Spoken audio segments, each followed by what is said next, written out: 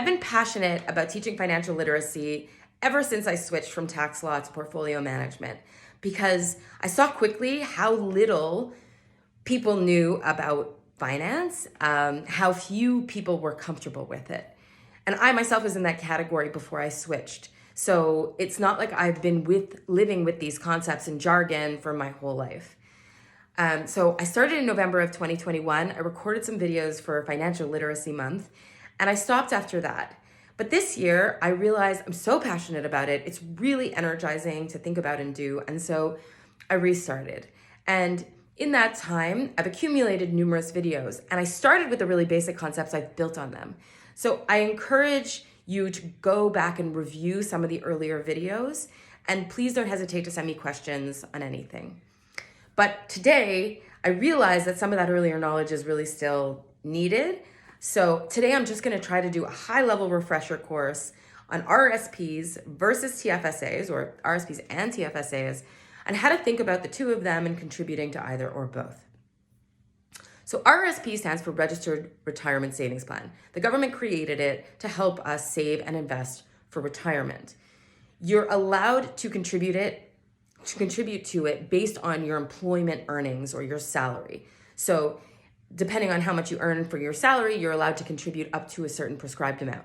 To know how much you can contribute, you should look at your notice of assessment. So when you file your taxes, you get back a notice of assessment. And on the last page, there is the section that says RRSP contribution room. The room accumulates if you haven't used it, but you have a maximum amount and you don't want to over contribute because there are penalties. So the deadline for contributing to your RRSP is the end of February. Some people wait till the end. You don't need to do that. As soon as you have the money, you can contribute to your RRSP.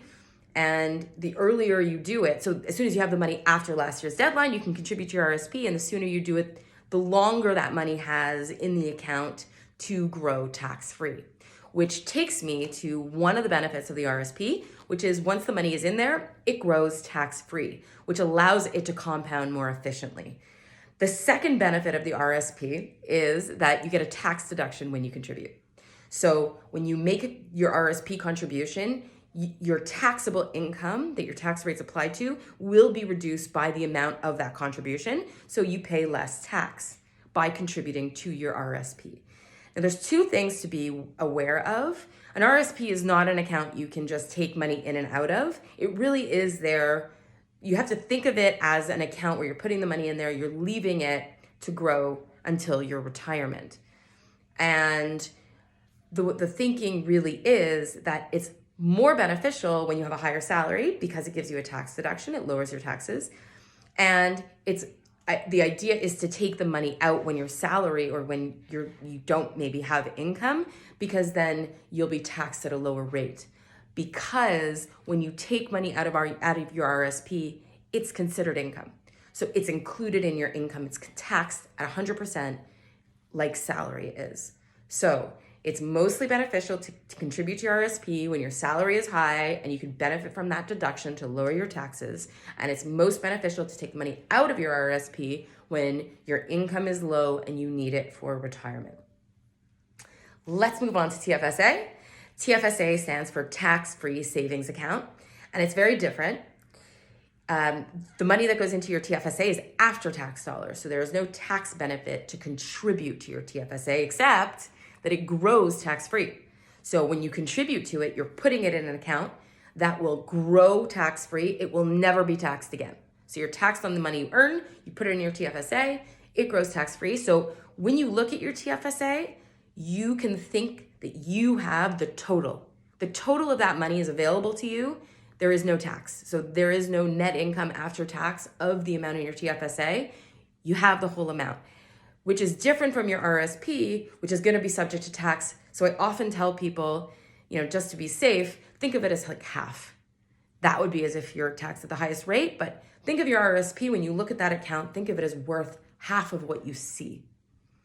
Now, the TFSA was created by the government in 2009. You have to be 18 years old and over to contribute. But it was created in 2009 by the government, and as the governments have changed, there's been different amounts allowed per year to be contributed.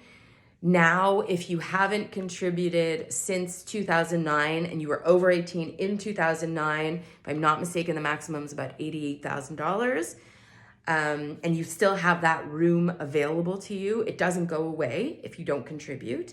But if you weren't 18 and over in 2009, you have to look at the year you turned 18 and you get the contribution room as of that year and forward. So some people say it's hard to find money to contribute to both.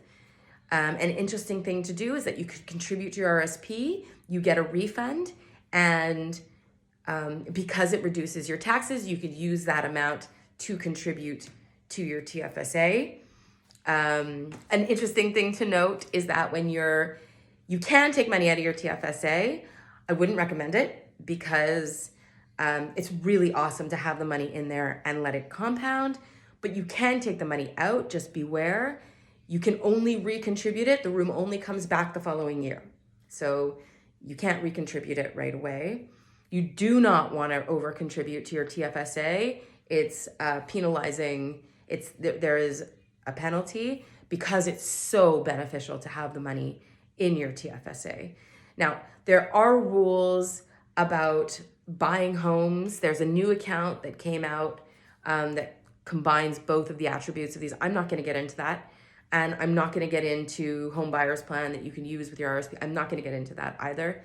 But I will let you know that strategy around your RSP, you know when it's more useful. So if your salary is lower, if you're not at a high, you're not earning a lot of money yet, you might want to prioritize your TFSA because your RSP, the room's not going away, and the higher your income, the more beneficial it will be.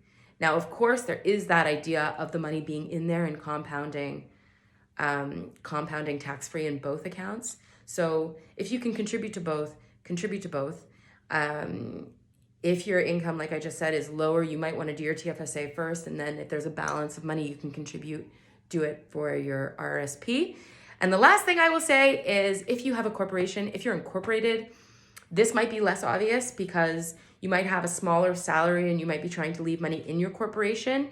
So it really is a question of number crunching because you have to pay yourself that money individually or personally in order to be able to contribute it to your TFSA or your RRSP, and it might not be worth it because the tax savings of leaving the money in the corporation to grow or be invested in the corporation might outweigh those of being taxed individually on the amount to then contribute it to either the RSP or the TFSA, but I would consult your accountant.